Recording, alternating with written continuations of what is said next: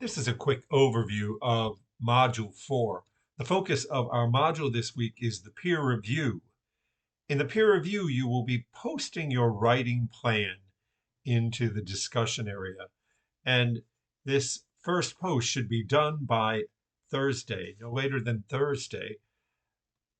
Then you will select a peer with whom you will review. Please select your peer by posting your name as a response to their writing plan, such as, James, I will be reviewing your work. Uh, Please remember, try to choose someone who has not already been selected so that everyone gets a chance to have feedback from their peers.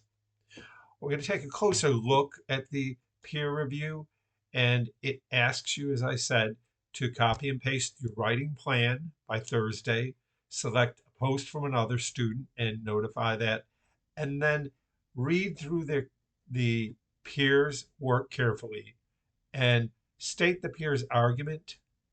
How can they address challenges identifying their audience? What research or writing suggestions can you offer? And what evidence would you use to convince the reader? It's important to be pretty specific and a little bit expansive. One sentence of sharing your peer's argument is not as helpful as kind of summarizing their writing plan.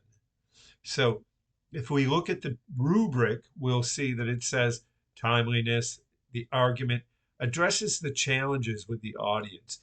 What do they face? What kinds of things in their argument might put up a barrier? And how can they overcome that? In the rubric, it asks that you offer one relative meaningful suggestion to the peer to help them. And again, this is the heart of the peer review. It is most helpful when we get suggestions that we can act on, or sometimes the suggestions may not take us in the way that we want, but it gives us perspective that perhaps what we've presented is not communicating clearly. So if you get a suggestion that may be off the wall, you need to take a look and see if what you're presenting, that your argument is clear. Finally, they ask for provides relevant meaning explanation about evidence that would convince the reader, both on the level of what would convince me that that mask mandates are a good thing, or what would convince me they aren't. Is there sources that might help? So there's several levels that you can look at. I would expect that each of these areas would be a short paragraph. So hopefully that will happen.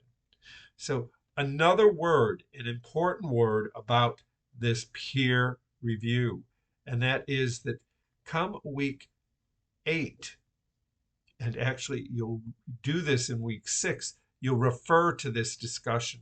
And in week 8, in the final week, you'll have a reflection and you will talk about the feedback that you received. So if you don't get feedback, or if the feedback that you give or get is very brief, it's harder to complete some of the assignments down the road.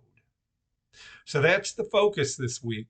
We also have an outline that is graded, that is completed within MindEdge. We have some information about source integration. And we are looking at preparing for the draft by doing a little prep.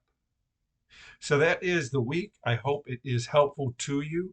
We look forward to seeing the discussion. And if you need help, please let me know.